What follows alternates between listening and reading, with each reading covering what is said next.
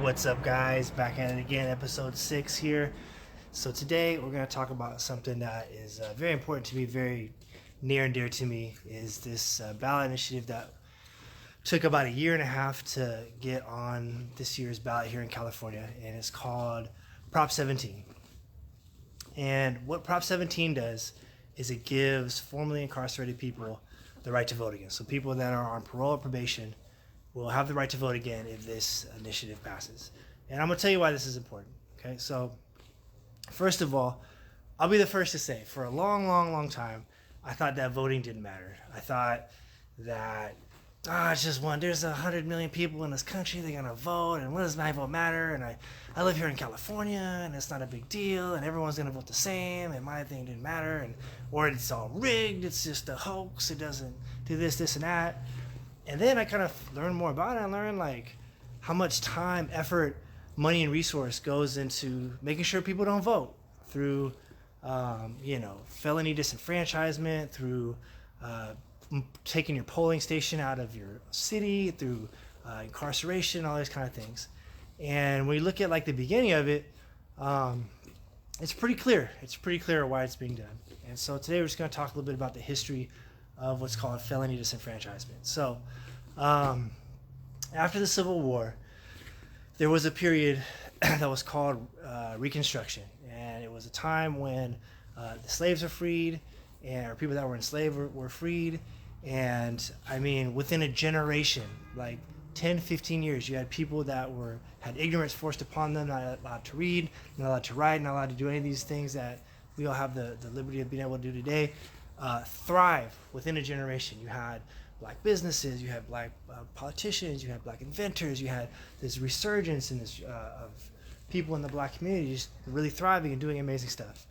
And, call it what you want, white people saw this and were like, whoa, this is threatening to me because I had believed this whole time that black people were inferior and there's no way we could kind of do this, so we gotta figure this out.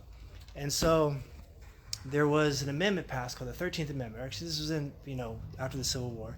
And the 13th Amendment said that everyone's created equal, it's all good, but if you are convicted of a crime, then we can incarcerate you forever and make you do all the slave labor that you want.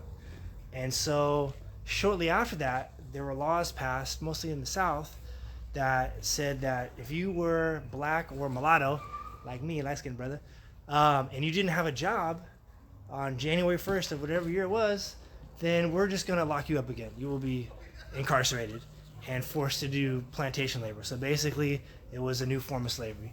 And this has been going on since that time period, way back in the day. It got ratcheted up a little bit with Nixon's, law and order kind of thing in the 70s. It then escalated in the 80s when, crack and Reagan was like the war on crime, the war on drugs. It then escalated again in the 90s with, Bush's war on drugs and Clinton's 3 strikes rule, and then so on and so forth. And what it's turned into is a whole system that keeps people from voting, right? If you look in some states, for example, if you are, say, for example, you're 18 years old and you get arrested for some kind of crime, you steal something that's deemed a felony in some kind of state, for Kentucky, Alabama, Missouri, any of these states, and you're convicted of a crime, or you take a plea, which 97% of people do, then you can never vote again for the rest of your life in that state. And it disproportionately affects people of color. There is a statistic that said people in Alabama, black folks in Alabama, one out of every 3 black people in Alabama can't vote because of a felony conviction. And it's not right. And so Prop 17 here in California is a way to kind of get past that and a way to kind of move on from that. I work with an organization called All of Us or None, amazing organization that do criminal rights restoration for formerly incarcerated people and push all kinds of kind of justice initiatives for formerly incarcerated people. And next year we're going to try to push something on the California Constitution that says that you can't incarcerate people and force them to do slave labor anymore. Because essentially that's what you're doing. You have like huge corporations like GeoCorp and all these private prison companies that are making gajillions off prisoners and cutting corners, just saying, you know what, federal government, you give us your tax dollars, we'll just do this whole prison thing. Our shareholders will get the bag, get a huge lump sum of money for it, and the world will be a better place. And what that leads to is, like, for example, a friend of mine was incarcerated, and they were like eating in the kitchen or whatever, and it had a bag of chicken that said not for human consumption. And they was like, bro, it says right here, not for human consumption. What are you trying to feed us? Oh, no, it's cool. Don't worry about it. It's all good. This is good stuff. Don't worry. It just says that. It just says that. It's not like it's not a big deal. It's just delicious. I promise you, right? And so, which kind of brings me to my next point. I think that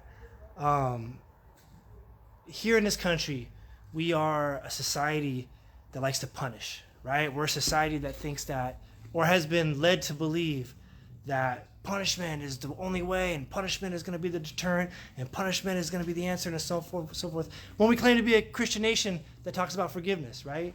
And so I think that this mindset of like, hey, look, you did a crime, you should get the fullest extent of the law, and we don't care, and what's what, and this is really bad, and you're just going to take the punishment, and so on and so forth. But if you look at, where we're at, we've incarcerated 2.5 million people. There are 65 million people in this country that have been convicted of a crime, from misdemeanor to a felony. 65 million people in a country of 330 million people, right? It's almost a third, whatever the math is on that, But it doesn't work. We are no safer. Crime rates are still the same, right? We're not a safer society from incarcerating people. And the worst part about it is, when we incarcerate people, there's no job training. There's very few skill building. There's very little therapy to kind of help people out of the criminality. I'll give you an example. We have a guy that was here, kind of by Creekside Center, right out here. All right, and we see him from time to time. He's not allowed in here anymore because he did some stuff. And no, basically this guy, he tried to rob this lady here, and clearly this guy has a drug issue. Clearly he has some mental health kind of stuff going on. He is not in a position to really function as a contributing member of society, and so he's obviously homeless. And us as a society, he's our guy. Us as a society, we are now responsible for this guy, whether we like to or not. He slipped through the cracks. Whether we like it or not, he's our guy. And when he was locked up, he was gone for a couple of weeks, maybe like a month or two, and then he came back in his jail slippers and his jail stuff. He looked better. He looked like he had eaten. He was clean and stuff like that. But guess what? He right back where he was, begging and smoking drugs and doing the whole same kind of thing, right? And who fits the bill for that? We pay for it. We pay for that. That's on us, right? We're paying for it whether we like it or whether we don't, And so my point is that, get a little sidetracked here, on it. That's a different subject. But voting matters. Voting matters. And felony disenfranchisement is a real thing, okay? And it affects a lot of people. So what do we do about it here at Mindset Martial Arts and Fitness? I'll tell you what we do about it. One, we sponsor kids that have incarcerated parents. So if you know anybody or you have some kids with a parent that's incarcerated, come on down.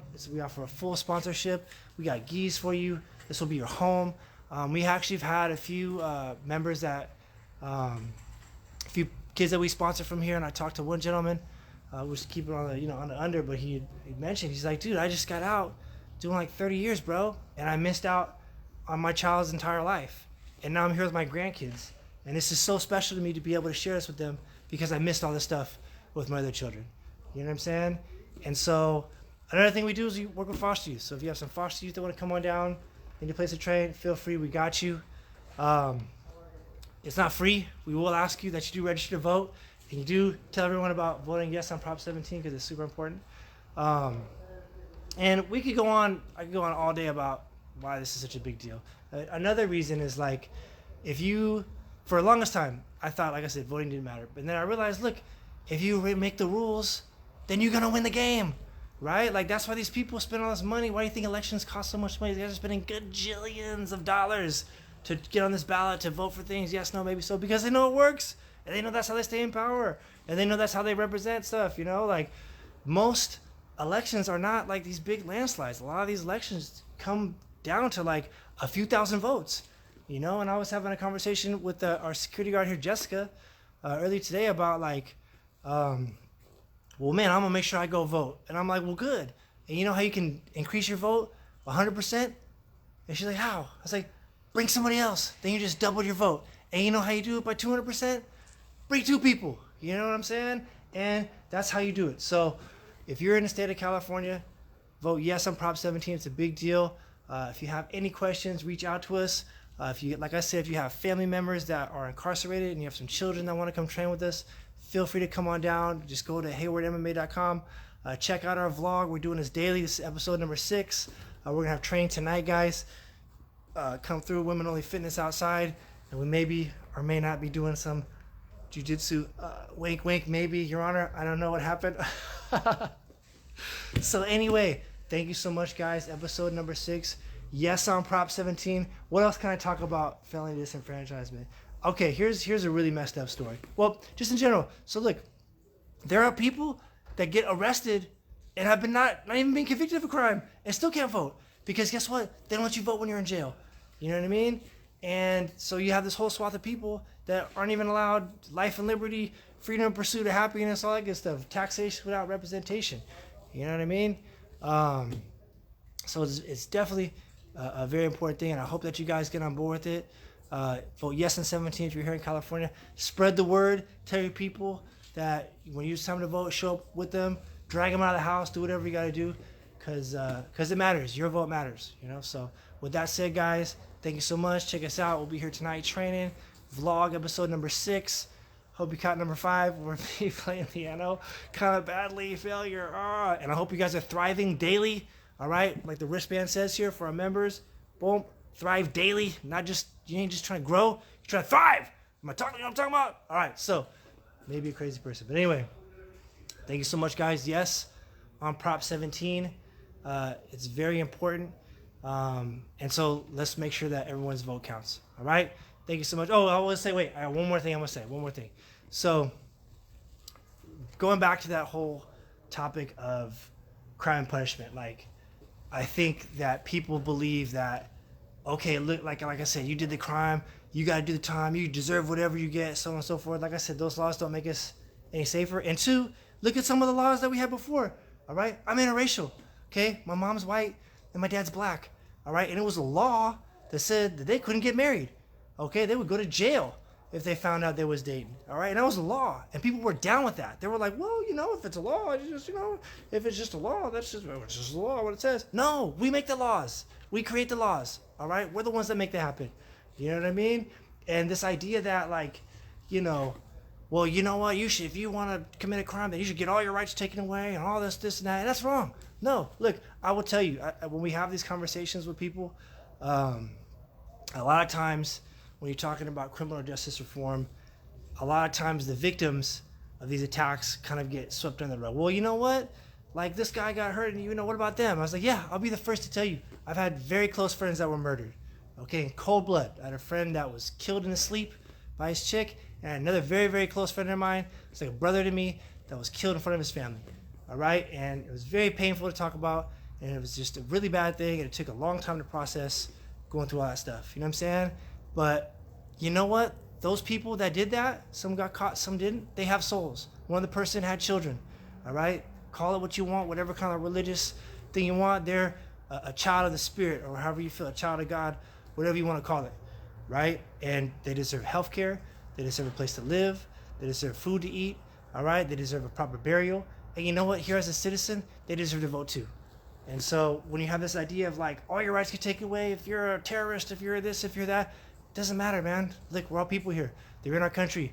You're in our system.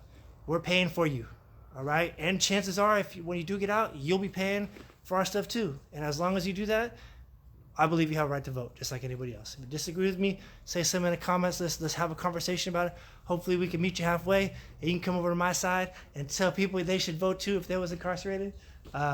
Because that's what it's about, guys. Like, arguments are not like a right and a wrong. It's a chance and opportunity to find a middle ground and to meet people halfway. All right, so anyway, with that said, vlog number 6. Thank you so much for watching, guys. We'll be on YouTube. Check us on Instagram. I'll put this on Instagram, IGTV, and we will see you guys later tonight. All right, guys, take care. Peace.